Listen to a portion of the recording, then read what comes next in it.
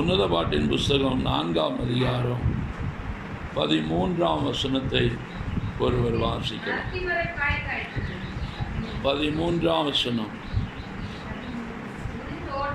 உன் தோட்டம் மாதுளம் செடிகளும்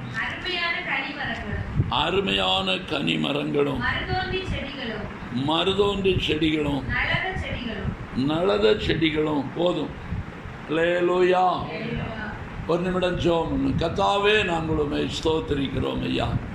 இந்த நாளில் உம்முடைய சமூகத்தில் எங்களை ஒன்று கூட தாழ்த்துகிறோம்.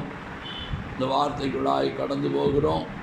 எங்களுக்கு தேவையான வார்த்தைகளை இந்த நாட்களில் இந்த வசனத்திலிருந்து எங்களுக்கு தரும்படி உம்முடைய கரத்தில் ஒப்பு கொடுக்கிறோம். வந்திருக்கிற எல்லா பிள்ளைகளுடைய உள்ளங்களும் திறக்கப்படும்படி உம்முடைய கரத்தில் ஒன்று கூட அடியேன் என்னை தாழ்த்துகிறேன். தேவையான வார்த்தைகளை தாரும். உம்முடைய நல்ல கரத்தில் அர்ப்பணிக்கிறேன். இயேசுவின் நாமத்தில் தாழ்மையோடு பிதாவே. அல்லேலூயா. வேத வசனங்கள் எல்லாம் தேவ ஆவியினாலே எழுதப்பட்டிருக்கிறதும், அதுபோல வேத வசனங்கள் எல்லாம் ஓமையாக எழுதப்பட்டிருக்கிறது என்பதை தேவ பிள்ளைகள் நாம் அறிந்திருக்கிறோம். அதன் அனுபவத்திலே நாம் தியானித்து கொண்டு வருகிறோம். அல்லேலூயா. கடந்த நாட்களில் நாம் யூதாவை குறித்து, யூதாவினுடைய வஸ்திரத்தை குறித்து, அவனுடைய அதாவது திராட்சை பழம் திராட்சை ரசம் அப்படி என்று சொல்லுகிறதான அந்த அனுபவங்கள் உள்ள அந்த வார்த்தைகளை நாம் தியானித்தோம். ஆண்டவர் அந்த வசனத்துக்குள்ளே இருந்த ரகசியங்களை, சில காரியங்களை சிலர் கேட்கும் பொழுது அது அவர்களுக்கு பிரயோஜனம் உள்ளதாக இருந்ததாக அறிய முடிந்தது. அல்லேலூயா. தேவ பிள்ளைகள் வேத வசனங்களை நாம் வாசிக்கும் பொழுது இந்த உன்னத பாட்டில் இருக்கிற வசனங்கள் அதிகமாக நாம் தியானித்த வசனத்தை தான் நான் இந்த நாளிலே வாசித்திருக்கிறேன். ஆனாலும் இதில் நான் தெரிந்து கொள்ளும்படியாக முதலாவதாக அந்த வசனத்தில் சொல்லப்பட்டிருக்கிற, அதாவது 13ஆம் வசனத்திலே உன் தோட்டம் மாதுளம் செடிகளும் என்று சொல்லப்பட்டிருக்கிறது. அல்லேலூயா.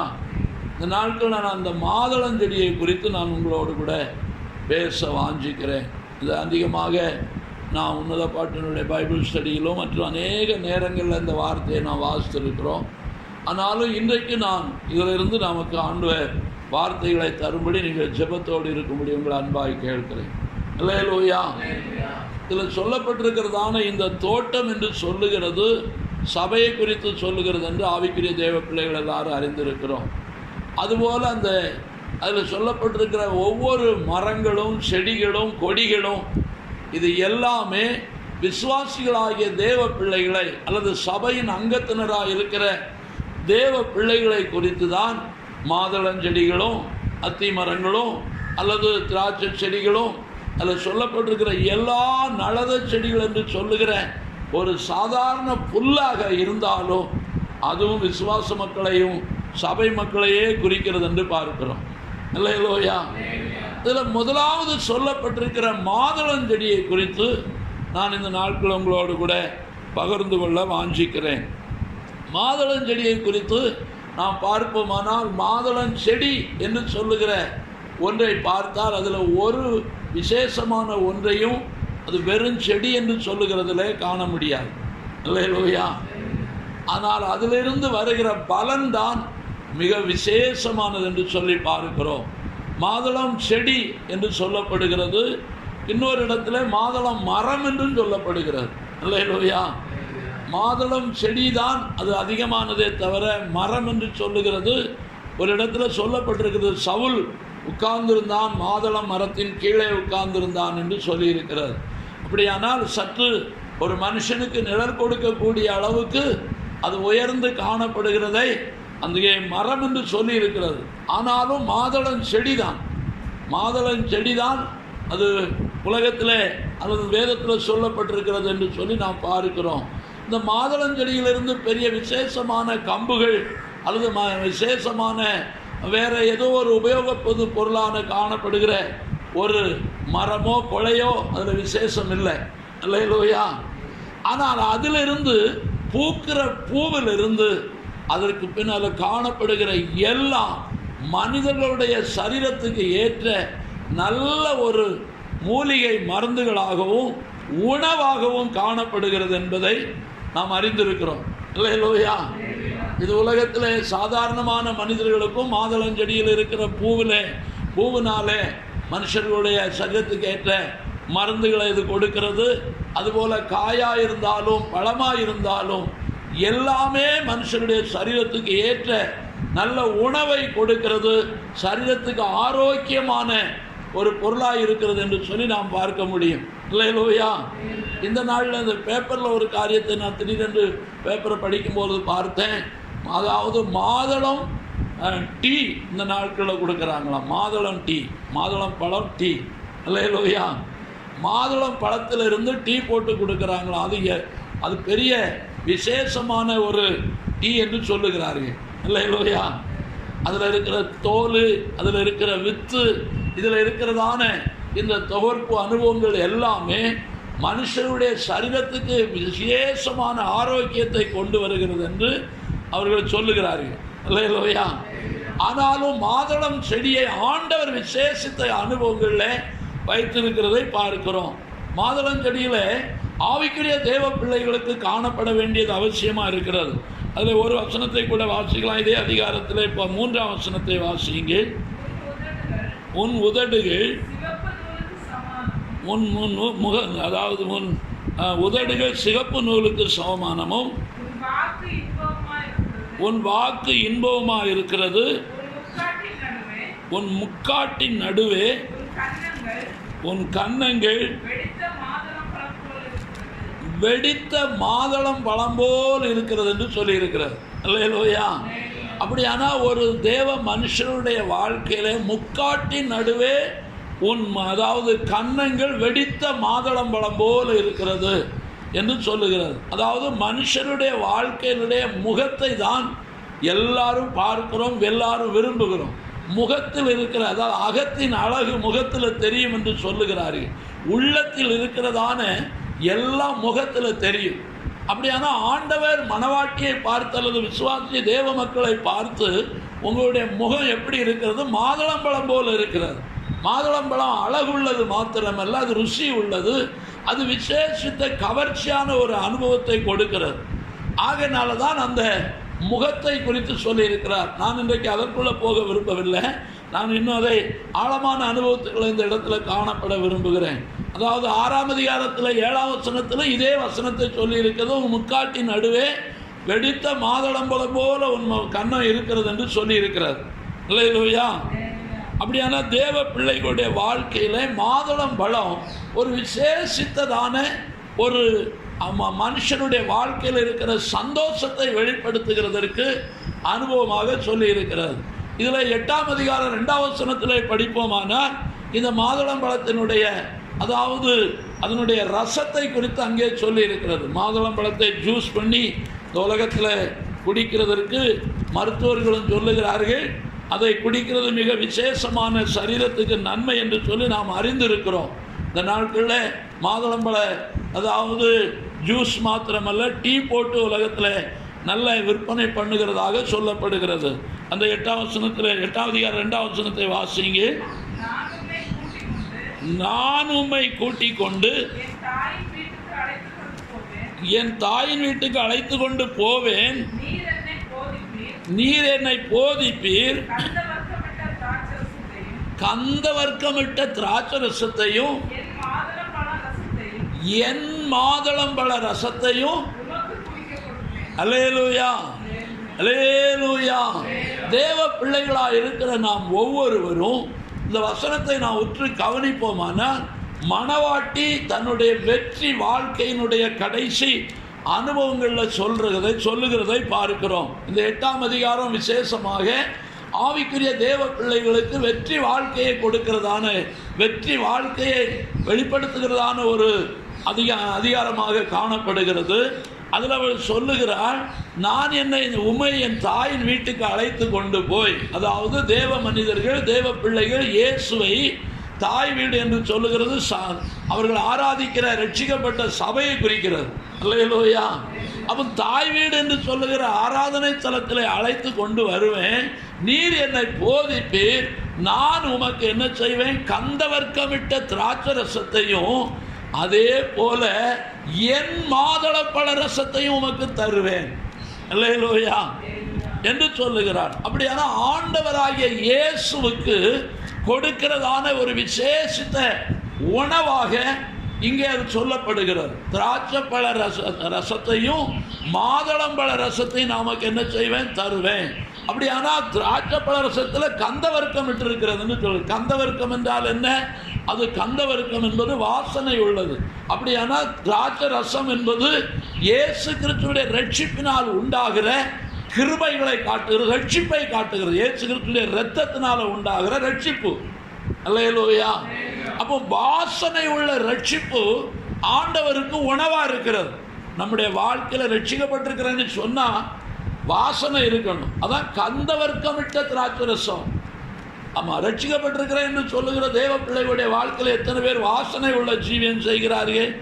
இன்றைக்கு உலகத்தில் இருக்கிற அநேக தேவ மக்களுடைய வாழ்க்கையில உலக மக்கள் சொல்லுகிறது, இவர்கள் ரட்சிக்கப்பட்டிருக்கிறேன் என்று சொல்லுகிறார்களே, இவர்களிடத்தில் என்ன வாசனை இருக்கிறது என்று கேட்கிறார்கள். அல்லேலூயா. அப்படியானா கந்தவர்க்கமிட்ட வாசனை என்று சொல்லுகிறது, ரசம் என்று சொல்லுகிறது. கந்தவர்க்கம் வாசனை உள்ளது. வாசனை உள்ள ரட்சிப்பையும் அதே போல என் மாதளப்பழ ரசம் என்று சொல்லுகிறது. அல்லேலூயா. அப்ப என் மாதளப்பழம் என்று சொன்னால் நம்முடைய ஜீவியத்திலிருந்து வெளிப்படுகிற மாதுளம் பழத்திலிருந்து வருகிற ஆசீர்வாதங்களை குறிக்கிறது.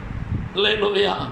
மாதுளம் பழம் என்று சொல்லுகிறது சபையில் இருக்கிற தேவ மக்கள் மற்றவர்களுக்கு மாதுளம் பழத்திலிருந்து என்னென்ன நன்மைகள் வருதோ அதை மற்றவர்களுக்கு கொடுக்கிறவர்களாக நம்ம வாழ்க்கை இருக்கணும். அல்லேலூயா. ஒரு சிறு குழந்தைக்கு, அதாவது அவர்களுடைய உடல் பகுதியில் அதாவது வயிற்றோட்டம் போல இருக்கிறது என்று சொன்னால், ஒரு மாதுளம் பூவில் இருக்கிற பிஞ்சியை எடுத்து அதை என்ன செய்யும், கசக்கி பிழிந்து அந்த நீரை கொடுத்தா உடனே வயிற்றோட்டம் நின்றுவிடும் என்று சொல்வார். அல்லேலூயா. அப்போ ஒரு விசுவாசி சபைக்குள்ள வருகிறார்கள் என்று சொன்னால் அந்த விசுவாசிகளுடைய வாழ்க்கையில் இருக்கிற சரீர பலவீனமானாலும் ஆவிக்குரிய பலவீனமானாலும் அதை மாற்றுகிறதற்கேற்ற உணவாக தேவ பிள்ளைகள் ஜீவிக்கிறது தான் மாதுளம் பழம், என் மாதுளம் பழம் என்று சொல்லுகிறது. அல்லேலூயா. நம்ம வாழ்க்கை மாதுளம் பழம் போல இருந்தால் நாம் யாருக்கு என்ன உதவி செய்கிறோமோ அது ஆண்டவருக்காக இயேசுவுக்கு செய்கிறதாக சொல்லப்படுகிறது. அல்லேலூயா. இயேசு என் வீட்டுக்கு வருவார், நான் மாதுளம் பழத்தை புழிஞ்சிட்டா நான் அவருக்கு ஜூஸ் கொடுப்பேன்னு சொல்லணுமானா, இயேசு என்று சொல்லுகிற அந்த தேவன் இந்த பூமியில் இருக்கிற சபையில் இருக்கிற ஏழை எளிய பிள்ளைகள் அல்லது தேவ மக்களுக்கு நாம் எந்த நன்மையை செய்கிறோமோ அதை இயேசுவுக்கு செய்கிறதாக சொல்லுகிறோம். அல்லேலூயா. அதான் என் வீட்டில் நான் உம்மை அழைத்து கொண்டு வருவேன், தாய் வீட்டுக்கு அழைத்து கொண்டு வருவேன், நான் உமக்கு இதெல்லாம் கொடுப்பேன் என்று சொல்லுகிறது. சபையில் இருக்கிற தேவ பிள்ளைகள் ஒருவருக்கொருவர் ஆசீர்வாதமுள்ள வார்த்தைகளோடு நன்மைகளோடு கூட மற்றவர்களுக்கு நன்மை செய்கிறது தான் இந்த ரசம் என்று சொல்லுகிறது. அல்லேலூயா. எத்தனை பேர் மற்றவர்களை ஆறுதல் படுத்துகிறவர்களாக இருக்கிறோம்? எத்தனை பேர் மற்றவர்களை ஆறுதல் படுத்துகிறவர்களாக இருக்கிறோம்? கடந்த நாளில் சகோதரருடைய மனைவி பரலோகத்துக்கு போய்விட்டார்கள். அல்லேலூயா. நாமளோ சிறு மந்தை, ஆனாலும் அந்த இடத்துல வந்து ஆறுதல் படுத்த தேவ பிள்ளைகள் வந்திருந்தீர்கள். பாடி துதித்து ஆராதனை அந்த இடத்துல ஆண்டவரை மகிமைப்படுத்தி அந்த குடும்பத்துக்கு ஆறுதலான காரியங்களை செய்தோம். ஆனால் இதை பார்க்கிலும் சில வருஷங்களுக்கு முன்பதாக உள்ள தேவ பிள்ளைகளை பார்ப்போமானால் ஒரு வீட்டில் ஒரு துக்கம், ஒரு வேதனை உண்டாகிவிட்டது என்று சொன்னால் அங்கே ஊழியர்களும் தேவ மக்களும் வந்து அந்த இடத்துல அந்த குடும்பத்தை பரலோகத்தின் தூதர்கள் வந்து நின்று அங்கே இந்த காரியங்களை செய்தது போல ஐக்கியமாக நின்று செய்கிற அனுபவங்கள் உண்டு. அல்லேலூயா. ஆனால் இந்த நாட்கள் அப்படி சொல்ல போனால் அவரவர் சபைக்கு வருகிறத அவரவர் பார்த்து கொள்ள வேண்டும் என்கிறது போல உலகம் என்ன செய்துவிட்டு என்று சொன்னால் தற்பிரியராக மாறிவிட்டார்கள். அல்லேலூயா. தேவ பிள்ளைகளே, மற்றவர்களுக்கு ஆறுதல் கொடுக்கிற, மற்றவர்களுக்கு நாம் சமாதானத்தை கொடுக்கிற, மற்றவர்களுடைய உள்ளத்தில் இருக்கிற வேதனைகளை, அவர்களுக்குள்ள இருக்கிற கலக்கங்களை மாற்றுகிற தேவ பிள்ளைகளாய் இருப்பது தான் இந்த திராட்சை செடியின், அதாவது இந்த மாதுளம் செடியினுடைய அனுபவங்களை குறிக்கிறது. அல்லேலூயா.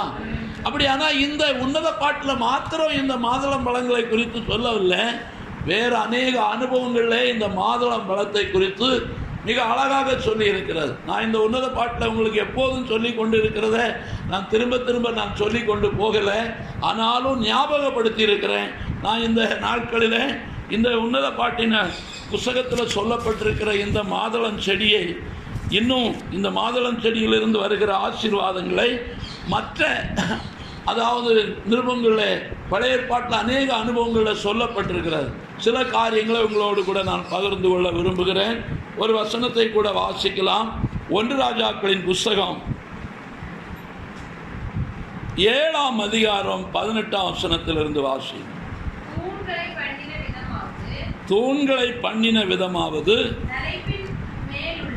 தலைப்பின் மேலுள்ள கும்பங்களை மூடும்படிக்கு கும்பங்கள் ஒவ்வொன்றிலும் பின்னலின் மேல் சுற்றிலும் 2 அடுக்கு மாதுளம் பழங்களை செய்வித்தான்.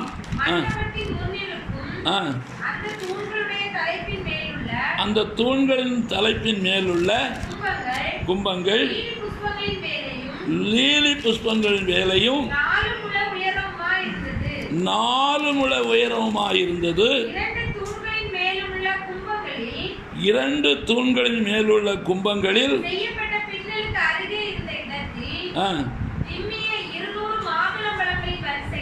200 மாதுளம்பழங்களின் வரிசை சுற்றிலும் இருந்தது. போதும். அல்லேலூயா.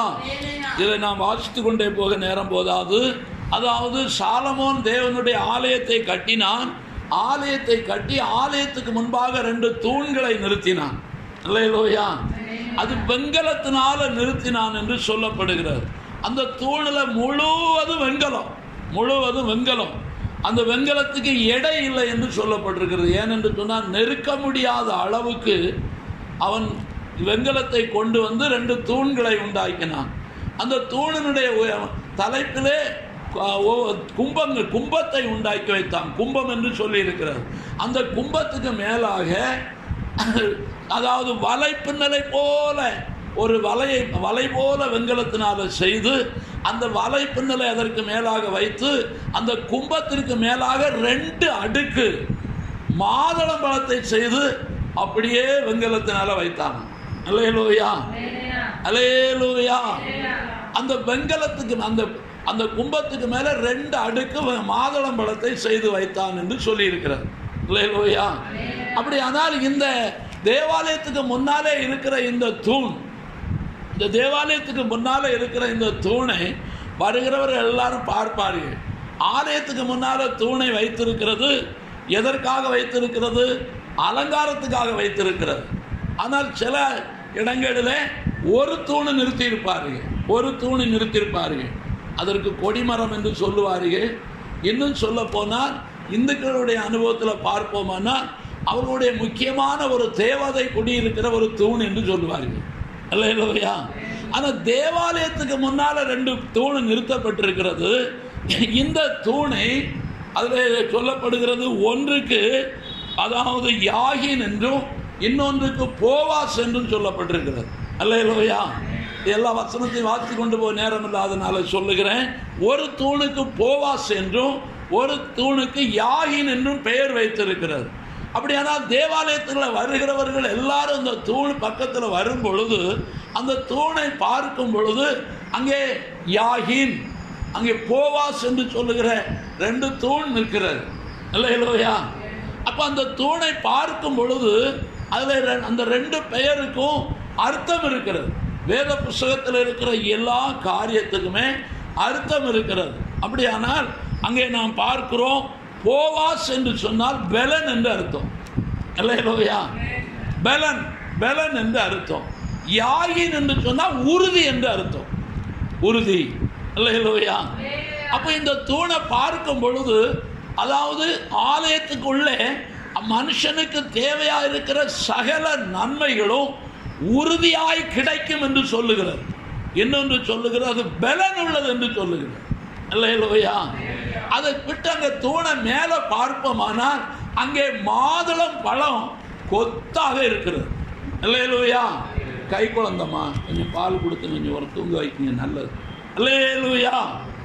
அப்படியானா தேவ பிள்ளைகளுடைய வாழ்க்கையில் ஆண்டவர் வைத்திருக்கிற ஆசீர்வாதங்களை சுதந்திரித்து கொள்ளுவதற்கு தேவனுடைய ஆலயத்தில் வரும்பொழுது ஆலய வாசலில் இருக்கிறதான அந்த தூணை பார்த்த உடனே ஒன்று உறுதி என்று சொல்லுகிறது, ஒன்று பலன் என்று சொல்லுகிறது.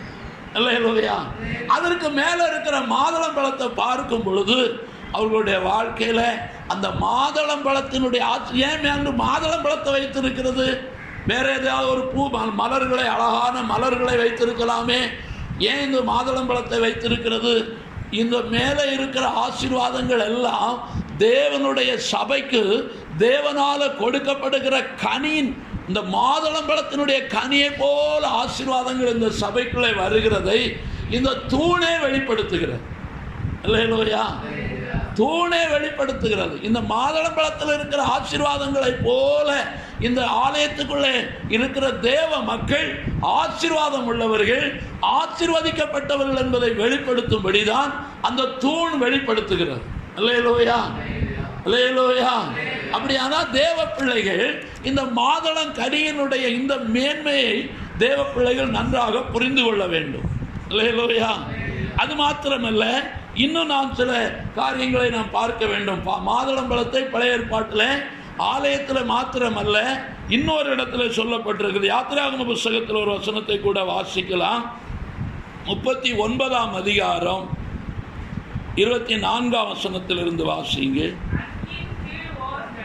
அங்கியின் கீழ் ஓரங்களில் தொங்கத்தக்கதாக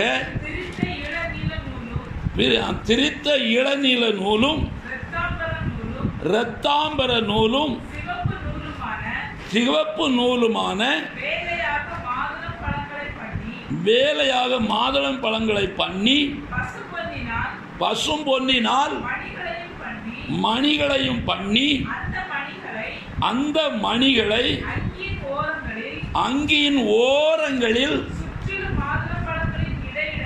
சுற்றிலும் மாதுளம் பழங்களின் இடையிடையே தொங்க வைத்தார்கள். போதும். அல்லேலூயா, அல்லேலூயா. தேவ பிள்ளைகளே, இது ஆசாரியனுடைய அங்கியை குறித்து சொல்லப்பட்டிருக்கிற ஒரு வார்த்தை. ஆசாரியனுடைய அங்கி, அதாவது ஆசாரியனுடைய வஸ்திரம் 7 விதமான வஸ்திரங்கள் உண்டு. அவன் ஏபோத்தை தரித்து ஏபோத்துக்கு மேல் ஒரு அங்கியை போட்டிருக்கிறான். அல்லேலூயா. ஒரு அங்கியை போட்டிருக்கிறான். அந்த அங்கி முழுவதும் நெய்யப்பட்டிருக்கிறது, முழுவதும் நெய்யப்பட்டிருக்கிறது. அந்த அங்கி எப்படி, அதாவது தலை நுழைவதற்கு ஒரு தோரம் போட வேண்டும். அந்த தோரம், அதாவது நான் போட்டிருக்கிற சிப்பாவினுடைய மாடலில் அதனுடைய கழுத்து அது கிழிந்து போகாதபடி அதை நாடாவினாலே அதை சுத்த வேண்டும். அப்படியானால் அதாவது ஒரு ஊழியர் அல்லது ஒரு தேவ மனிதர்கள் அணிய வேண்டிய ஆடையினுடைய ஒழுங்கை குறிக்கிறது. அல்லேலூயா. இன்றைக்கு உலகத்தில் தேவ மக்கள் என்று காண்பிப்பதற்காக தங்களுடைய வாழ்க்கையில் வஸ்திர ஒழுங்கு எல்லாரும் எடுத்துக்கொள்ளுகிறது இல்லை. அல்லேலூயா. ஆனால் உலகம் பார்க்கிறது தேவ மக்களுடைய வஸ்திரத்தை, தேவ மனிதர்களுடைய ஆடைகளை உலகம் உற்று கவனிக்கிறது. அல்லேலூயா. ஆமாம், சிலர் என்ன நினைக்கிறாங்க, பில்பிட்டில் நிற்கும்போது மாத்திரம் ஊழியக்காரனை போல இருக்க வேண்டும், மற்ற நேரம் எப்படியும் போகலாம். அதே போல் விசுவாசிகள் ஆலயத்துக்கு போகும்போது மாத்திரம்தான் விசுவாசி போல இருக்கணும், மற்ற நேரம் எப்படியும் போகலாம் என்பது போல தங்களுடைய வாழ்க்கையில் நினைக்கிறார்கள். அல்லேலூயா. எல்லா சூழ்நிலைகளிலும் நாம் தேவ பிள்ளைகள் என்பதை வெளிப்படுத்த நாம் தைரியப்படுவோமானால் நமக்கு பாதுகாப்பு அதிகம். அதே போல நம்ம வாழ்க்கையில் தேவனுடைய ஆசீர்வாதமும் தடையில்லாமல் கிடைக்கும். அல்லேலூயா. எல்லா இடத்திலும் நாம் தேவ மனிதர்கள் என்பதை தேவ பிள்ளைகள் வெளிப்படுத்த பழக வேண்டும். இங்கே சொல்லப்பட்டிருக்கிறது, ஆசாரியனுக்கு ஒரு உடை கொடுக்கப்பட்டிருக்கிறது. அந்த உடையை என்ன செய்ய வேண்டும்? அவனுடைய வஸ்திரத்தினுடைய தொங்கலிலே, அதாவது 3 விதமான நூல்களினாலே நெய்யப்பட்ட ஒரு மாதுளம்பழம். அல்லேலூயா. உன்னத பாட்டில் செடியில் காய்ச்ச மாதுளம்பழத்தை குறித்து அங்கே சொல்லப்பட்ட காரியத்தை உங்களுக்கு சொன்னேன். ஆனால் இங்கே சொல்லி இருக்கிறது, அங்கே இளநூலினாலும் இரத்தாம்பர நூலினாலும் சிகப்பு நூலினாலும் அதாவது உருவாக்கப்பட்டதான ஒரு மாதுளம்பழம். அல்லேலூயா. முழுவதும் நூலு தான், முழுவதும் நூல். ஆனால் 3 விதமான நூலினாலே அந்த மாதுளம்பழத்தை செய்திருக்கிறது. அல்லேலூயா. நூலிலே அதாவது பொருட்களை செய்கிற மக்கள் இந்த உலகத்தில் இருக்கிறார்கள். கடையில் நூலை வாங்கி நூலிலிருந்து அது விதவிதமான பொம்மைகளை, விதவிதமான பொருட்களை தயாரிக்கிறவர்கள் இந்த உலகத்தில் இருக்கிறார்கள். அல்லேலூயா. அதை மாதுளம்பழத்தையும் சிலர் என்ன செய்திருக்கிறாங்க, நூலில் செய்து சில ஆலயங்களில் தொங்க விட்டுருக்கிறாங்க. அல்லேலூயா. ஏன்னா அங்கே சொல்லி இருக்குது அப்படி என்று சொல்லி. ஆனால் இங்கே சொல்லி இருக்கிறது இளநூலினாலும் இரத்தாம்பர நூலினாலும் சிகப்பு நூலினாலும் அந்த மாதுளம்பழத்தை செய்யணும். அல்லேலூயா. அப்படின்னா என்ன? இளநூல் எதை காட்டுகிறது? எதை காட்டுகிறது என்று சொன்னால் நம்முடைய அன்பை காட்டுகிறது. அல்லேலூயா. தேவனுடைய அன்பு இளநூலாய் இருக்கிறது. அந்த இளநூல் என்று சொல்லுகிற அன்பை நம்முடைய வாழ்க்கையிலே கொண்டு வர வேண்டும். அல்லேலூயா. அந்த கனி மாதுளம்பழத்தில் காணப்படுகிற நூல் ஒன்று இளநூல். அல்லேலூயா. இரண்டாவது இரத்தாம்பர நூல். இரத்தாம்பர நூல்னா என்ன? இரத்தாம்பரம் என்று சொல்லுகிறது ஆளுகையை காட்டுகிறது. அல்லேலூயா. நான் ராஜா என்று காட்டுகிறது. அன்புள்ளவர்கள் மாத்திரமல்ல, நாம் ராஜாவா இருக்கிறோம். அல்லேலூயா. இது முதலாவது ஆண்டவராய் இயேசுவிடத்தில் இருக்கிறது. அவர் அன்பா இருக்கிறார், அவர் ராஜாவா இருக்கிறார். அல்லேலூயா. மூன்றாவது சிகப்பு நூலை காட்டுகிறது. சிகப்பு நூல் எதை காட்டுகிறது? இயேசு ரட்சிக்கிறவர் என்று காட்டுகிறார். அல்லேலூயா. நம்ம ரட்சிக்கப்பட்டவர்கள் என்று காட்டுகிறார். அல்லேலூயா. பாருங்க, மாதுளம்பழம் வெறும் மாதுளம்பழம் அல்ல, அதில் இருக்கிற 3 நூலும் ஒன்று நான் தேவனுடைய அன்பை பெற்றிருக்கிறேன் என்று சொல்லுகிறது, இன்னொன்று தேவனால ஆளுகையை பெற்றிருக்கிறேன். ஆண்டவர் மனிதனை உண்டாக்கின நாளில் அவர் என்ன செய்யணும்? பூமியில் இருக்கிற சகல ஜீவ சந்துக்களையும் ஆழக்கடவர்கள். அல்லேலூயா. உலகத்தில் இருக்கிற எல்லா ஜீவன்களையும் ஆளுகிறதற்கு தான் ஆண்டவர் நம்மளை உண்டாக்கினார். ஆனால் இப்போ எல்லாவற்றையும் மனுஷனுக்கு அதாவது அதை பார்க்கிறதற்கு கூட உரிமை கிடையாத அளவுக்கு அரசு அதற்கு உரிமையை கொடுத்திருக்கிறது. மனுஷர்கள் அதை என்னமுமே ஒன்று செய்ய முடியாதுங்கிற நிலைமைக்குள் இருக்கிறது. ஆனாலும் உலகத்தில் இருக்கிற எல்லா ஜீவன்களும் மனிதனுடைய சுபாவத்துக்கு கட்டுப்படும் என்பதை இந்த வேதம் உறுதிப்படுத்துகிறது. அல்லேலூயா. பயங்கரமான சிங்கமானாலும் சரி, அல்லது தந்திரமான பாம்பானாலும் சரி, அல்லது மோசமான அதாவது ஓநாயானாலும் சரி, எது ஆனாலும் மனுஷனை காணும் பொழுது அது மனுஷனை கனம் பண்ணும், மனுஷனுக்கு பயப்படும். அல்லேலூயா. இது தேவன் நமக்கு கொடுத்த அதிகாரம். சமுத்திரத்தில் இருக்கிறதான அதாவது பயங்கரமான மீன்களானாலும் சரி, திமிங்கிலமானாலும் சரி, இல்லை அதை விட பெரிய ராட்சத மீன்களானாலும் சரி, மனுஷனை கண்டா பயப்படுமே தவிர அது மனுஷனை என்ன செய்யாது என்று சொன்னால், மனுஷனை கண்ட உடனே மனுஷனை அது பாதிக்காது. அல்லேலூயா. ஒரு மீனவர் ஒரு நாள் சொல்லும் பொழுது, அவர்கள் சமுத்திரத்திலே அவர்கள் மீன் பிடிக்க போய்கொண்டு போட்டில் போய்கொண்டு இருக்கும் பொழுது ஒரு பயங்கர ராட்சத மீன் ஒன்று அவர்களுடைய போட்டை மறித்ததாம். அல்லேலூயா.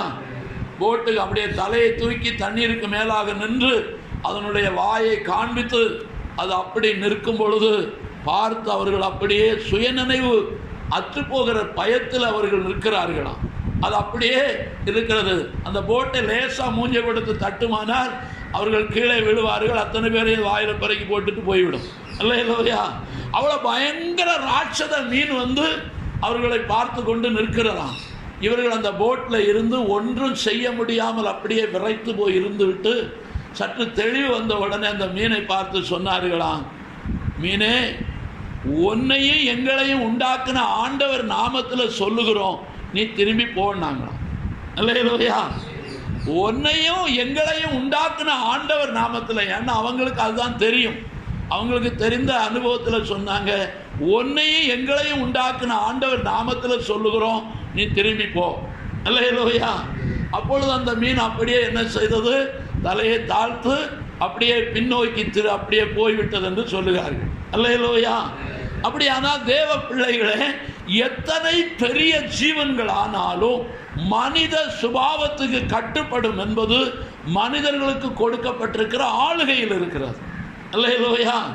சிங்கங்களை மனிதர்கள் என்ன செய்கிறார்கள்? நாக்குட்டியை போல அழைத்து கொண்டு போகிறார்கள். யானையை ஒரு பூனையை போல நடத்துகிறார்கள்.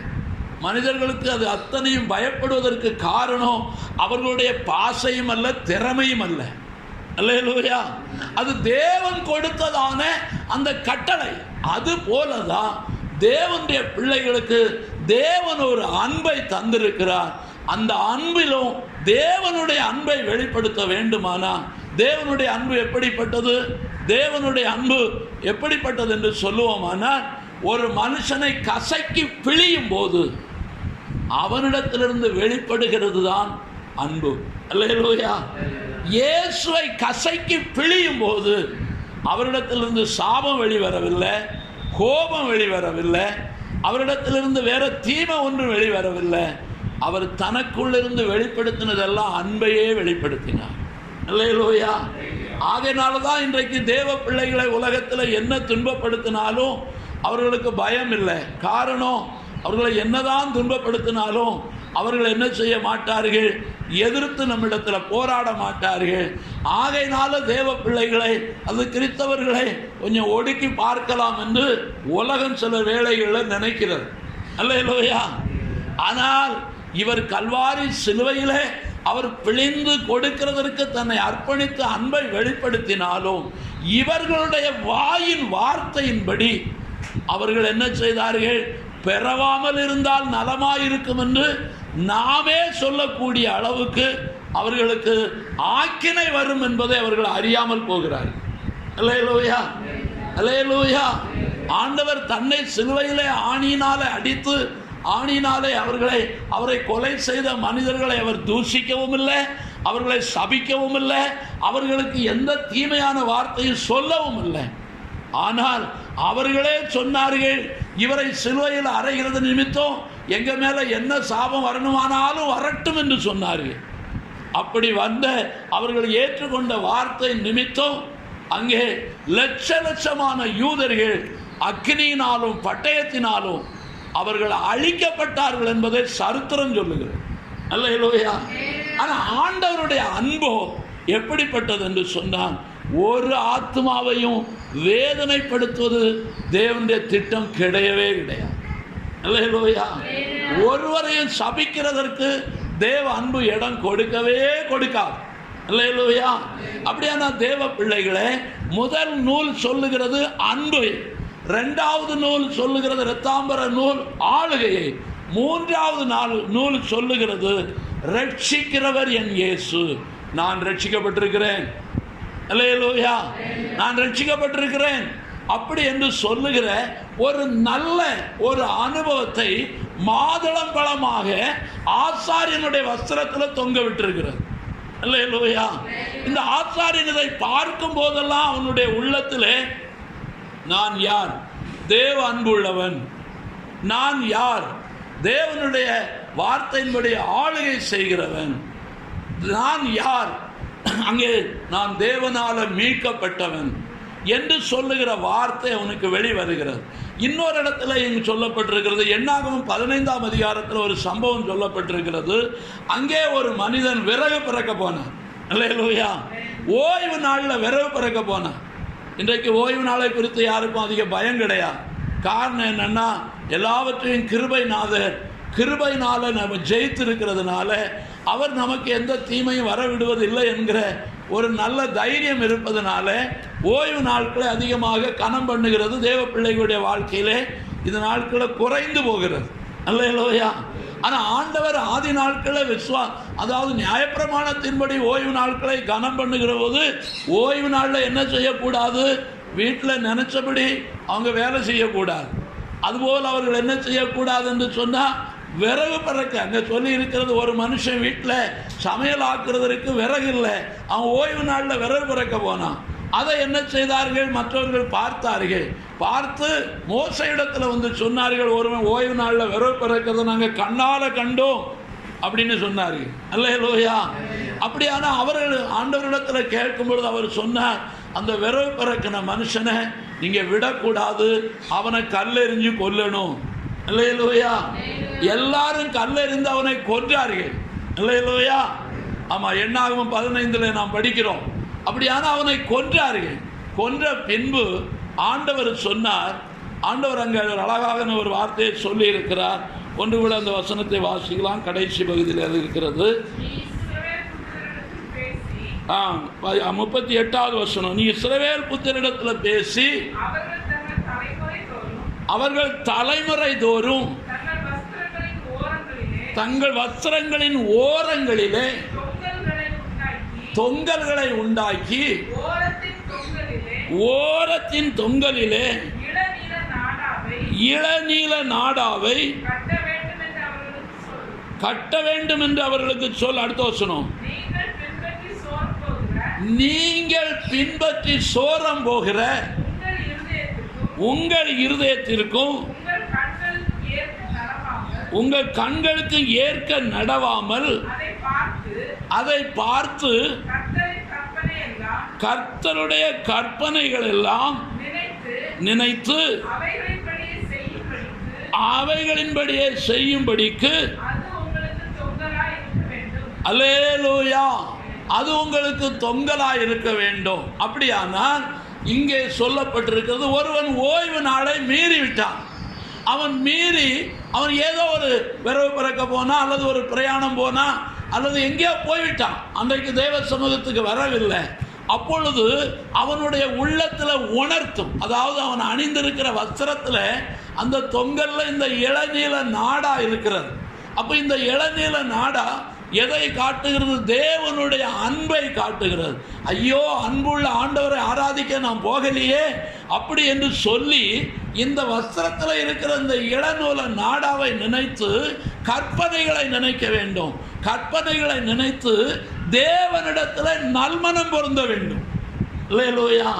ஆண்டவரே, நான் இன்றைக்கு ஆலயத்துக்கு போகாம நான் இந்த பிரயாணம் வந்தது, அல்லது இந்த விரவு பறக்க வந்தது, அல்லது இந்த வேலைக்கு வந்தது, அல்லது இந்த சுற்றுலா வந்தது தவறப்பா, மன்னியும் என்று சொல்லுகிறதுக்கு தாங்க இளநீல நாடா கட்டியிருக்கு. அல்லேலூயா. இன்னொரு பக்கம் ஒருவன் விரவு பறக்கிட்டு நிற்கிறத இன்னொரு விசுவாசி கண்டார். ஆலயத்துக்கு போயிட்டு வரும்பொழுது அவர் விரவு பறக்கிட்டு நிற்கிறார். உடனே பாஸ்டர்கிட்ட வந்து, பாஸ்டர், அந்த விசுவாசி விரவு பறக்கிட்டு நிற்கிறத நான் கண்ணால பார்த்தேன் அப்படின்னு கோள் வார்த்தையா சொல்லக்கூடாது. அல்லேலூயா. அதுக்கு தான் அந்த நாடா கட்டி இருக்குது. எதுக்கு என்று சொன்னா, தேவன் அவனுடைய பாவத்தை மன்னிக்கிறதற்கு வல்லவராக இருக்கிறார். தேவன் அவனுடைய மீறுதலுக்காக மரித்து இருக்கிறார். அல்லேலூயா. சகோதரனே, நீ ஆலயத்துக்கு வராமல் போய்விட்டேன்னு அன்பை வெளிப்படுத்தி அவனுக்கு என்ன செய்யணும்? புத்தி சொல்லணும். அல்லேலூயா. கற்பனையை நினைத்து புத்தி சொல்லணும். அதுக்கு தான் இளநீல நாடாவை என்ன சொல்ல செய்திருக்கிறது? விசுவாசிகள் அல்லது தேவ மக்களுடைய வஸ்திரத்தில் கட்டி இருக்கிறது. அல்லேலூயா. இது யூதர்களுடைய பாரம்பரியத்தின்படி 12 வயது நிரம்பினவர்களுக்கு அவர்களுக்கு ஒரு வஸ்திர தொங்கலையும் கொடுத்து அந்த வஸ்திர தொங்கல் இந்த இளநூல் நாடாவை கட்டி விடுகிறது தான் அவர்களுடைய, அதாவது சிறு வயதிலிருந்து 12 வயதுக்கு பின்பவன் வாலிபனாகவும் அல்லது அவன் கற்பனை கீழ்ப்படிய வேண்டும் என்பதற்காகவும் கொடுக்கப்படுகிற ஒரு நல்ல வஸ்திரம். அல்லேலூயா. தேவ பிள்ளைகளை, இளநீல் என்று சொல்லுகிற இந்த தேவ அன்பை மாதளம்பழமாக நம்முடைய சரீரத்தில், அதாவது ஆசாரியனுடைய வஸ்திரத்தில் தொங்க விட்டிருக்கிறது. இந்த இளநீல நாடாவும், அதாவது இளநீல நூலும், அதே போல அந்த இரத்தாம்பர நூலும் அந்த சிகப்பு நூலும் என்னை இயேசு என்னுடைய அன்பினால ரட்சித்திருக்கிறார். அவருடைய அன்பினால எனக்கு ஆளுகையை தந்திருக்கிறார். அவருடைய அன்பினால என் பாவத்தை மன்னித்திருக்கிறார் என்று சொல்ல வெறுமையாய் மாத்திரமல்ல, இது அப்படியே மற்றவர்களுக்கு நாம காட்டணும். அல்லேலூயா. இதை மற்றவர்களுக்கு காட்டணும் என்பதற்காக தான் சொல்லி இருக்கிறது.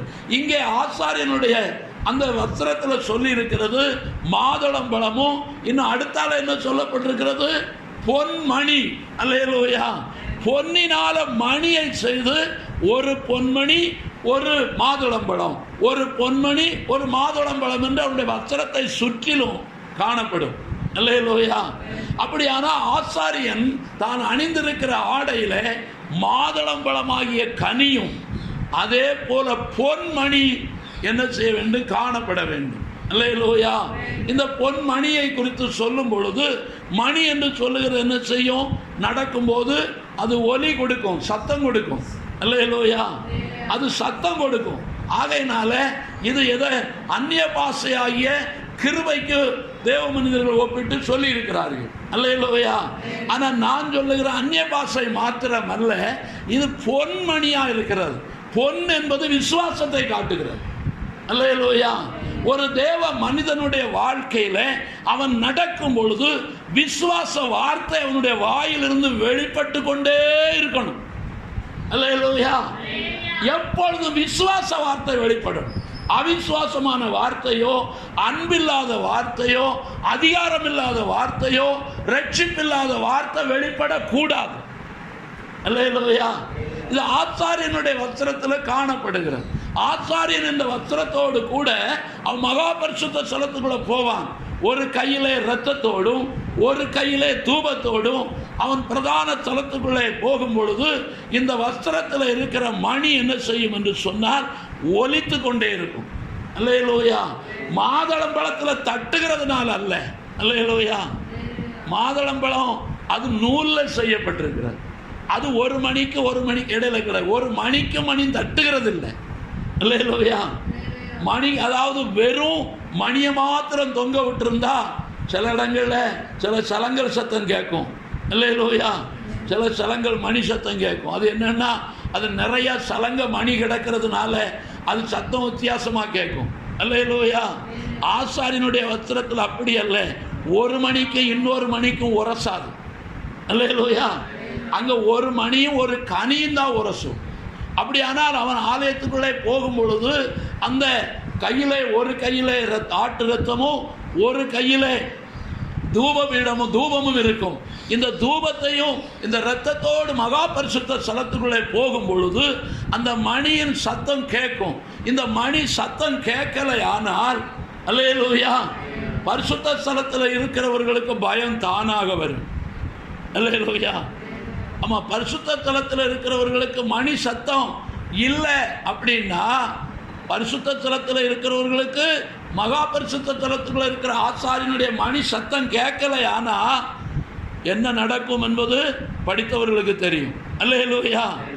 ஆசாரியம் உயிரோடு இருந்தால் என்ன செய்யும், மணி சத்தம் கேட்கும். அல்லேலூயா. ஆசாரியம் உயிர் இல்லைன்னா மணி சத்தம் கேட்காது.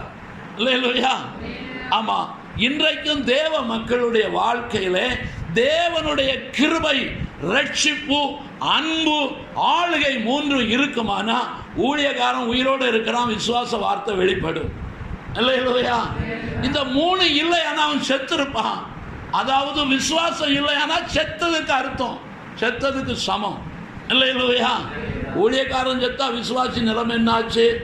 அங்கே சொல்லப்பட்டிருக்கிறது, அவன் மகா பரிசுத்த ஸ்தலத்துக்குள்ளே இரத்தத்தோடு போகும்போது பயப்படுகிற விசுவாசிகள்லாம் ஓடி போயிடுவாங்களாம். முதலாவதே வெளியே பரிசுத்த ஸ்தலத்தை விட்டு வெளியே போயிடுவாங்களாம். ஏன்னா ஆசாரியன் செத்த நிமிஷம் பரிசுத்த ஸ்தலத்தில் இருக்கிற மனிதர்களுக்கு ஆபத்து என்று சொல்லப்படுகிறது. அல்லேலூயா. ஊழியக்காரனுக்கு விசுவாசம் இல்லையானா விசுவாசிக்கு ஆபத்து தான், மன்னிக்கணும் என்ன. அல்லேலூயா. ஆமாம், விசுவாசிக்கு வார்த்தையை கொடுக்கிறதுக்கு உயிருள்ள ஊழியக்காரன் மாத்திரம்தான் பாதுகாப்பை கொடுக்க முடியுமே தவிர செத்து கிடக்க ஊழியக்காரன் என்ன செய்ய முடியாது, பாதுகாப்பு கொடுக்க முடியாது, ஆபத்து தான் உண்டாகும். அல்லேலூயா. அல்லேலூயா.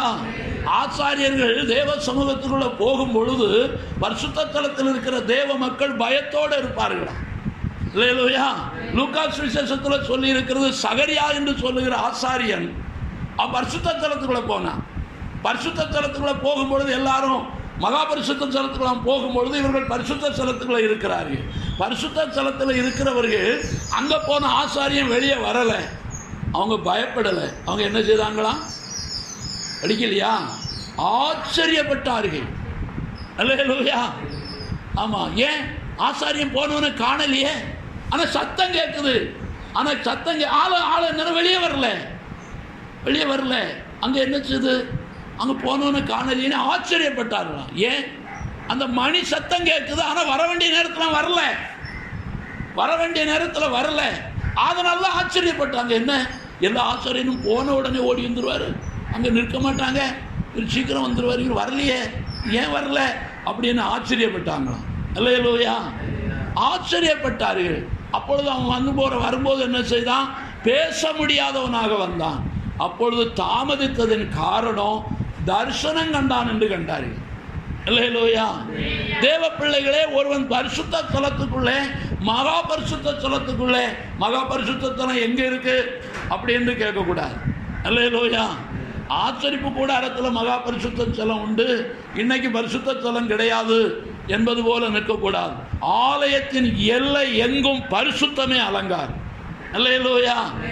ஆண்டவர் இந்த பூமியில் ஆச்சரியப்பட்டதுக்கு 2 காரியத்தை புதிய ஏற்பாட்டில் சொல்லியிருக்கு. இயேசு ஆச்சரியப்பட்டார், இயேசு ஆச்சரியப்பட்டார். ஒரு 100க்கு அதிபதி சொன்னா, ஐயா நீர் என் வீட்டுக்கு வர வேண்டாம், ஒரு வார்த்தை சொன்னா என் வேலைக்காரன் பிழைப்பான்னு சொன்னான். ஆண்டவராகிய இயேசு ஆச்சரியப்பட்டார். அல்லேலூயா. ஏன் ஆச்சரியப்பட்டார்? இஸ்ரவேலுக்குள்ள இப்படிப்பட்ட விசுவாசத்தை கண்டுதான் ஜனங்கள் ஆச்சரியப்பட முடியும். விசுவாச வார்த்தை தான் மனிதர்களை காக்க முடியும். அல்லேலூயா. ஆமா, இன்னொரு கானானிய ஸ்திரீ சொன்னா, உம்முடைய அதாவது நாய்க்கு போடுறத எனக்கு போடுமையா அப்படின்னு சொன்ன ஆச்சரியப்பட்டார் இயேசு. அல்லேலூயா. விசுவாசத்தை கண்டு இயேசுவே ஆச்சரியப்படுகிறார். அதனால தான் பேர் விசுவாசி என்று வச்சிருக்கு. அல்லேலூயா. விசுவாசிகளை காணும் பொழுது உலகம் ஆதி நாட்களில் சரித்திரம் சொல்லுகிறது, விசுவாசிகளை கண்டா உலகம் பயந்து. அல்லேலூயா. இன்னைக்கு உலகத்தில் விசுவாசி தான் பயப்பட வேண்டி இருக்கிறது. அல்லேலூயா. பயப்பட வேண்டி இருக்கிறது. மன்னிக்கணும். என்ன, இன்னைக்கு சில இடங்கள்ல கேள்விப்படுகிற வார்த்தைகளை பார்க்கும் பொழுது மிக பயங்கரமாக இருக்கிறது. ஆலயத்துக்குள்ள வயது சென்றவர்கள் வரக்கூடாது, கை குழந்தை வரக்கூடாது, வீட்டில் இருந்து வரும்போது பாய் கொண்டு வரணும். நான் திருநெல்வேலி மாவட்டத்துக்கு அறையத்தை சொல்லுகிறேன், வேற எங்கேயும் சொல்லலை. அல்லேலூயா. மெசேஜ் பதிகிறது. அல்லேலூயா. திருநெல்வேலி மாவட்டத்தில் நடக்கிறத சொல்லுகிறேன். வரும்பொழுது என்ன செய்ய வேண்டும், நீங்கள் விரிப்பு கொண்டு வர வேண்டும். வந்தவுடனே கையை கழுவணும், அதுக்கு மேலே இன்னும் என்னெல்லாமோ செய்யணும், எனக்கு அது சொல்ல தெரியலை. அல்லேலூயா. இவைகளெல்லாம் சொல்லிட்டு 2 மீட்டருக்கு தூரத்தில் உட்காரணும். அல்லேலூயா. ஆமாம், வாயை விரிவாக திறக்கக்கூடாது, கையை ஓங்கி தட்டக்கூடாது. தேவ பிள்ளைகளை, இது பரிசுத்த தலம் அல்ல. அல்லேலூயா. அல்லேலூயா. விசுவாசிகளாகிய தேவ பிள்ளைகளால் நடக்கும் அடையாளம். காரணம், விசுவாசம் செத்ததுனால விசுவாசி என்ன செய்ய முடியலை, தேவனை மகிமைப்படுத்த முடியலை. அல்லேலூயா. விசுவாசம் உயிரோட இருக்கும் வரையிலும் தான் ஆசாரியம் உயிரோட இருக்கிறான்னு அர்த்தம். அந்நிய பாஷையை சொல்ல பேசு, அந்நிய பாஷையை பிசாசும் பேசும், பிசாசும் அந்நிய பாஷை பேசும். ஆனால் பிசாசுக்கும் விசுவாசம் உண்டு. ஆனால் அது தேவ மக்களுக்குள்ள விசுவாசம் பிசாசுல கிடையாது. அல்லேலூயா. பிசாசும் விசுவாசித்து நடுங்குகிறதே அப்படின்னு சொல்லி இருக்கிறது. அப்படியான தேவ பிள்ளைகளை, நம்முடைய வாழ்க்கையில மாதளம் பழமும் ஒரு பொன்மணியும் உள்ள தேவ பிள்ளைகளாக நம்முடைய வாழ்க்கை காணப்பட வேண்டியது அவசியமா இருக்கிறது. அல்லேலூயா. ஆமா, வஸ்திரத்தில் தொங்குது, ஆசாரியனுடைய வஸ்திரத்தில். நான் மாதளம் பழத்தை குறித்து சொல்லி கொண்டிருக்கிறேன். மாதளம் பழம் என்பது சாதாரணமான காரியம் அல்ல. அல்லேலூயா. மாதளம் பழத்தினுடைய, அதாவது அதனுடைய முழு, அதோட தோல் பகுதி, அது வித்து பகுதி, இவைகள் எல்லாமே அது மனுஷனுடைய சரீரத்துக்கு ஆரோக்கியமாக இருக்கிறது. இந்த மாதளம் பழத்தை போல தேவ பிள்ளைகள் வாழ வேண்டுமானால், இந்த மாதளம் பழத்தை உடைக்கும் பொழுது நாம் அதை உடைத்து பார்ப்போமானால் அங்கே அநேக வித்துகள் இருக்கிறது, பழங்கனி வித்துகளாக இருக்கிறது. அவைகளை அரை அறையாக வைத்திருக்கிறது. ஒரே பழத்துக்குள்ள அநேக அறை இருக்கிறது. இல்லையா? ஒரு அறையில் இருக்கிறதான வித்துக்கும் அடுத்த அறையில் இருக்கிற வித்துக்கும் இடையில இன்னொரு, அங்கே ஒரு மறைவு இருக்கிறது. இல்லையா? அப்படியானால் தேவ பிள்ளைகளை, நாம் இந்த உலகத்தில் இருக்கிற அநேக ஐக்கியங்களை தேவ பிள்ளைகளாகிய நாம் ஒவ்வொரு சபையும் ஒவ்வொரு ஐக்கியமாக இருக்கிற அனுபவத்தை காட்டுகிறது. அல்லேலூயா. ஒரே பழம்தான், பழம் ஒரே பழம்.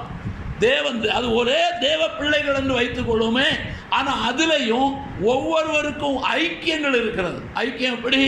ஒரு சபையினுடைய ஒரு பெரிய ஐக்கியம் இன்னொரு சபையினுடைய இன்னொரு ஐக்கியத்தோடு கூட ஐக்கியம் வைக்காதபடி ஒரே இடத்துல இருக்கிறது. அல்லேலூயா. இன்றைக்கு உலகத்தில் அநேக மனிதர்கள் கேட்கிறார்கள், ஐயா நீங்கள் கிறிஸ்தவர்கள் பெந்தைக்கோஸ்துன்னு சொல்கிறேன், உங்கள் பெந்தைக்கோஸ்துல எத்தனை ஐக்கியம் இருக்குதுயா? அல்லேலூயா.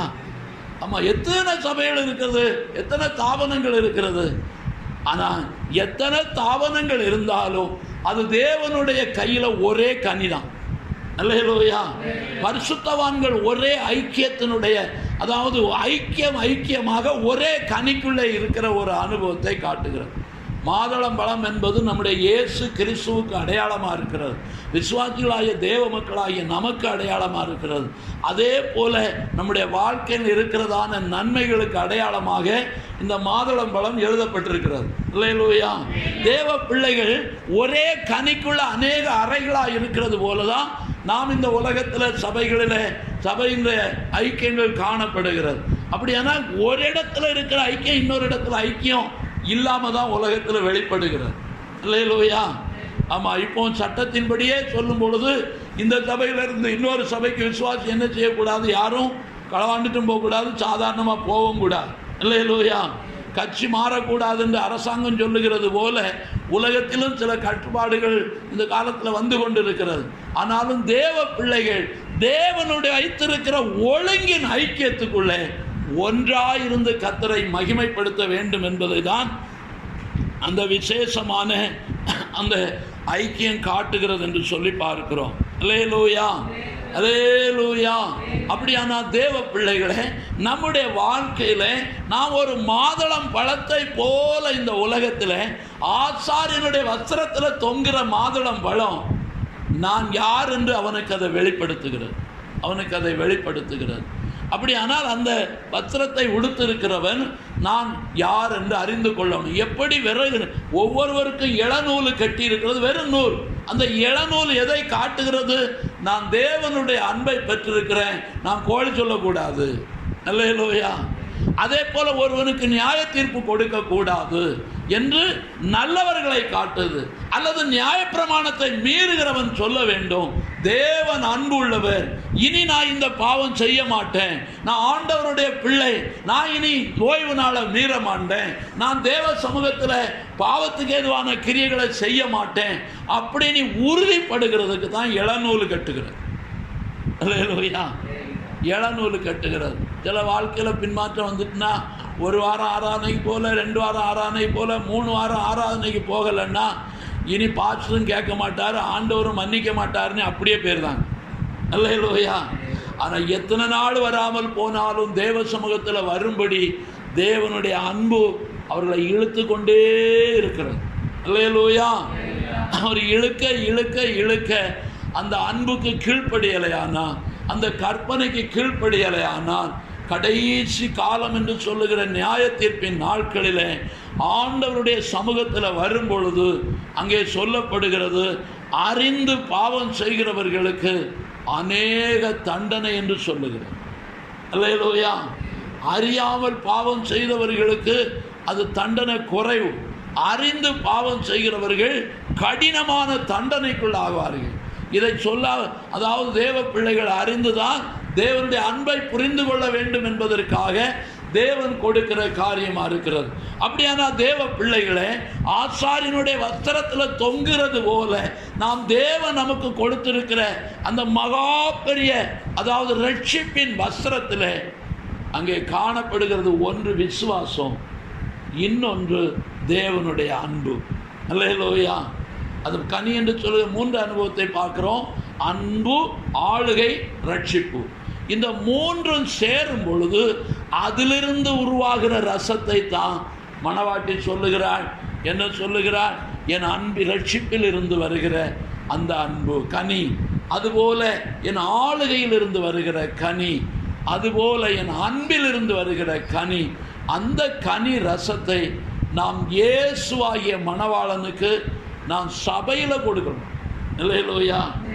சிலர் நினைக்கிறது ஆண்டவர் வருவார் 2ஆம் வருகையில் வந்த பிறகுதான் அங்கே கொண்டு போய் நம்முடைய எல்லாவற்றையும் கொடுக்க வேண்டும் என்கிறது போல சிலர் நினைக்கிறார்கள். அல்லேலூயா. சபையில் நாம் எதை செய்கிறோம் என்பதை, சபையில் எதை காணாம் ஆண்டவருக்கு வைத்திருக்கிறோம், என்ன ஆகாரத்தை ஒவ்வொரு நாளும் ஆண்டவருக்கு கொடுக்கிறோம் என்பதை ஆண்டவர் உற்று கவனிக்கிறார். ஆண்டவர் சாப்பிடுவாரா? ஆண்டவர் சாப்பிடுவாரா? வேதவசனம் சொல்லுகிறது, நீங்கள் அதாவது நான் பசியாக இருந்தேன், எனக்கு ஆகாரம் கொடுக்கலை. நான் வஸ்திரம் இல்லாத இருந்தேன், எனக்கு வஸ்திரம் கொடுக்கலை. நான் சிறைச்சாலையில் இருந்தேன், என்னை பார்க்க வரல. நான் வியாதியாக இருந்தேன், எனக்காக நீங்கள் ஜெபம் பண்ணலை, அது எனக்கு நன்மை செய்யலை, அப்படி என்று சொல்லிவிட்டு சொல்லும் பொழுது, சபையில் இருக்கிற தேவ பிள்ளைகளுக்கு நீங்கள் எதை செய்கிறீர்களோ அதை எனக்கு செய்தீர்கள் என்பதுதான் ஆண்டவர் சொல்லுகிறார். அல்லேலூயா. அதனால தான் மணவாட்டி சொல்லுகிறார், நான் அவரை என் தாயின் வீட்டுக்கு அழைத்து கொண்டு வந்து கந்தவர்க்கம் விட்ட திராட்சை ரசத்தையும் அதே போல மாதுளம்பழ ரசத்தையும் நான் அவருக்கு கொடுப்பேன் அப்படி என்று சொல்லுகிறார். அல்லேலூயா, அல்லேலூயா. மாதுளம் பழம் என்று சொல்லுகிறது நம்முடைய வாழ்க்கையின் அனுபவத்தை தான் ஆண்டவர் அழகாக சொல்லியிருக்கிறார். அங்கே 3 நூலை ஆண்டவர் அழகாக காண்பித்து அங்கே சொல்லும் பொழுது, அன்பு, ஆளுகை, ரட்சிப்பு, இந்த 3லிருந்து உருவாகிற நம்முடைய வாழ்க்கையின் ஜீவியம்தான் இயேசுவை சந்தோஷப்படுத்த முடியும். அல்லேலூயா. அதோடு கூட பொன்மணி என்று சொல்லுகிறது நம்முடைய விசுவாசத்தை காட்டுகிறது. தேவ பிள்ளைகளே, பரிசுத்த ஸ்தலத்தில் மாத்திரம் விசுவாச வார்த்தையை பேசிவிட்டு உலகத்தில் விசுவாசத்தை காண்பிக்க நாம் தவறுவோமானால் நாம் பொய்யர்களாக இருப்போம். அல்லேலூயா. ஆகையினால தான் ஆண்டவருடைய பிள்ளைகளுக்கு ஆண்டவர் சொல்லும் பொழுது, எல்லா இடங்களிலேயும் நம்மை தேவனுடைய ஊழியக்காரர்கள் என்று விளங்க பண்ணுவோம்னு பவுல் எழுதுகிறார். அல்லேலூயா. விசுவாசிகளாகிய தேவ பிள்ளைகளும் நாம் எங்கே கடந்து போனாலும் நாம் தேவனுடைய ரட்சிப்பை பெற்ற பிள்ளைகள் என்பதை உலகம் காணும். அல்லேலூயா. உலகம் காணும்.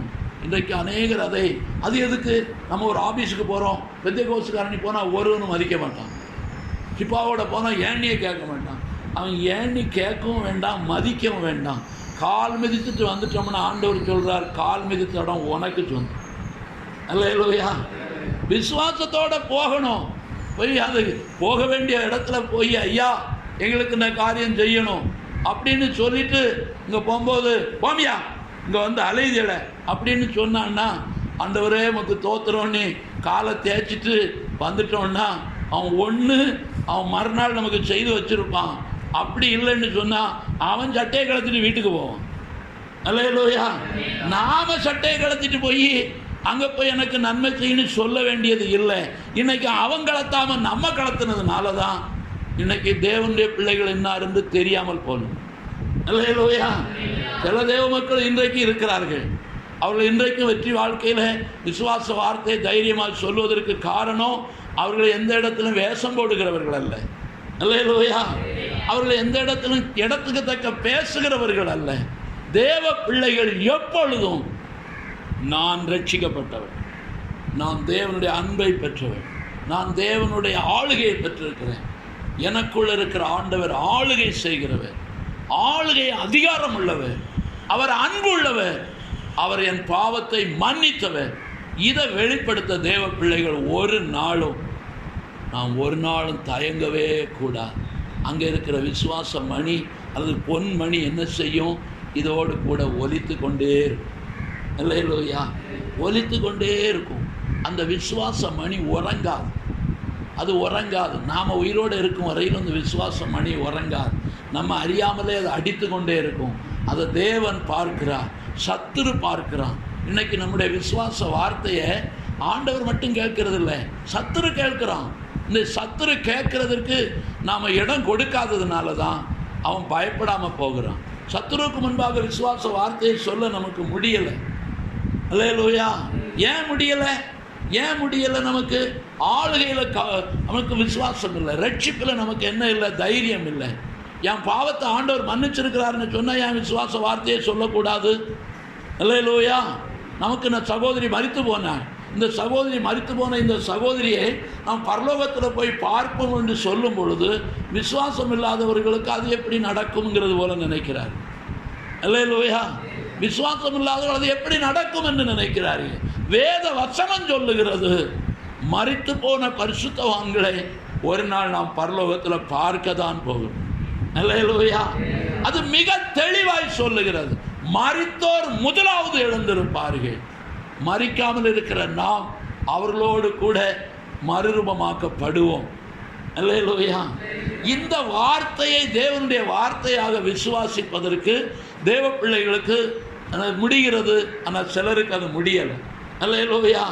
எத்தனையோ விசுவாச வார்த்தைகளை ஆண்டவர் சொல்லி இன்னொரு வாழ்க்கை உண்டு என்று சொல்லி இருக்கிறவர்களுக்கு மாம்சமும் இரத்தமும் தேவனுடைய ராஜ்யத்தில் பிரவேசிப்பதில்லை என்று சொல்லி இருக்கிற வார்த்தை மாத்திரம் முன்ன வந்திருக்கு. அல்லேலூயா. மாம்சமும் இரத்தமும் தேவனுடைய ராஜ்யத்தில் பிரவேசிக்க முடியாதுன்னு சொல்லியிருக்கு. இவர் என்ன சரீரத்தில் பரலோகத்தில் வாழ்வார்னு சொல்றாரு அப்படி என்று கேட்கிறாரு. அல்லேலூயா. ஐயா, ஒரு இடத்துல பவுல் சொல்லி இருக்கிறான், மாம்சத்திலும் இரத்தத்திலும் மாம்சமும் இரத்தமும் தேவனுடைய ராஜ்யத்துக்குள்ள போக முடியாது. நீ அதே அதிகாரத்தில் அதே சில வசனத்துக்கு முந்தின வசனத்தில் சொல்லுகிறான், ஆவிக்குரிய சரீரமும் உண்டு, மாம்ச சரீரமும் உண்டு. அல்லேலூயா. அந்த வார்த்தையை விசுவாசிக்கலாமே. இந்த வார்த்தை இல்லை என்று விசுவாசிக்கிறவருக்கு அவர் சொல்லி இருக்கிறார், மாம்சிக சரீரமும் உண்டு, ஆவிக்குரிய சரீரமும். அந்த வார்த்தையை விசுவாசிக்கலாமே. ஏன் விசுவாசிக்க முடியல? உள்ள என்ன இல்லை என்று சொன்னால் ரட்சிப்பில் நிறைவில்லை. அல்லேலூயா. ரட்சிப்பில் நிறைவு இருந்தால் விசுவாசம் சொல்லும், என் ஆண்டவர் என்னை ஒரு நாள் மீட்பார், என் ஆண்டவர் ஒரு நாள் என்னை மறுரூபப்படுத்துவார், நான் என் தாயாரை பார்ப்பேன், என் சகோதரரை பார்ப்பேன், என் முன்னோரை பார்ப்பேன் என்று தைரியமாக சொல்லும். ரட்சிப்பில் இல்லைன்னா அம்மா போனது எங்கேயோ, நான் எங்கே போகிறேன், அப்படிப்பட்டவர்களுக்கு தான் இந்த வார்த்தை. அல்லேலூயா. தேவ பிள்ளைகளை, நம்முடைய ஆண்டவர் ஜீவன் உள்ளவர், நம்முடைய ஆண்டவர் ஜீவன் உள்ளவர். நாம் ஜீவன் உள்ள பிள்ளைகள். நாம் வெறுமையான எழுத்தின்படியான மாதுளம்பழம் அல்ல, நாம் ஜீவன் உள்ள மாதுளம்பழம். எழுத்தின்படியான கற்கள் அல்ல, நாம் ஜீவன் உள்ள கற்கள். அல்லேலூயா. ஆவிக்குரிய தேவ பிள்ளைகள் நம்முடைய விசுவாச வார்த்தைகளை சத்துருவுக்கு முன்பாக நாம் தைரியமாக சொல்ல வேண்டுமானால் எல்லா இடத்திலும் நாம் விசுவாசிகளாக அல்லது தேவ மக்களாக நம்மை காண்பிக்க வேண்டும். அல்லேலூயா. யாருடைய வாழ்க்கையிலும், அதாவது உலகத்தில் ஒரு நட அல்லது உலகத்துக்கு ஒரு வேஷம், ஆவிக்குரிய வாழ்க்கைக்கு ஒரு வேஷம் என்கிற வாழ்க்கை தேவ மக்களாகிய நமக்கு இருக்கவே கூடாது. அல்லேலூயா. விசுவாசம் இல்லை ஆனால் ஆசாரியன் திரும்பி வருவது கடினம். அது போல தான் விசுவாசம் இல்லையானா நாம் பரலோகத்துக்கு எப்படி போக முடியும்? எப்படி போக முடியும்? விசுவாச வார்த்தையை தேவ பிள்ளைகள் கனம் பண்ணும்படி நான் உங்களை அன்பாய் கேட்கிறேன். தேவ பிள்ளைகளுடைய வாழ்க்கையில் ஆண்டவர் வைத்திருக்கிற இந்த மேன்மையான ஒழுங்குகளை தேவ பிள்ளைகள் கடைபிடிக்கும்படி உங்களை அன்பாய் கேட்கிறேன். எல்லாரும் ஒரு நிமிடம் நாம் தேவ சமூகத்தில், நேரம் போய்விட்டது, ஒரு நிமிடம் நாம் இந்த அனுபவத்தில், ஆண்டவரே என்னை மாதுளம்பழமாக என்னை மாற்றும், என்னை மாதுளம் செடியாக மாற்றும். மாதுளம் பழம் மாத்திரமல்ல, மாதுளம் செடியில் இருக்கிற பூ, மாதுளம் செடியில் இருக்கிற பிஞ்சு, மாதுளம் செடியில் இருக்கிற காய், மாதுளம் செடியில் இருக்கிற காயினுடைய தோல், அதனுடைய வித்து, இவைகள் எல்லாவற்றிலும் ஜீவன் இருக்கிறது. இவைகள் எல்லாவற்றிலும் மற்றவர்களுக்கு பிரயோஜனமான அனுபவங்கள் இருக்கிறது. தேவ பிள்ளைகள் தங்களை ஆயத்தப்படுத்திக் கொள்ளும் பொழுது, தேவ பிள்ளைகள் தங்களை தேவனுக்குள்ளே மறைத்துக் கொள்ளும் பொழுது இந்த மேன்மையான ஆசீர்வாதங்களையும் நாம் சுதந்திரித்துக் கொள்ள போகிறோம். அல்லேலூயா, அல்லேலூயா, அல்லேலூயா.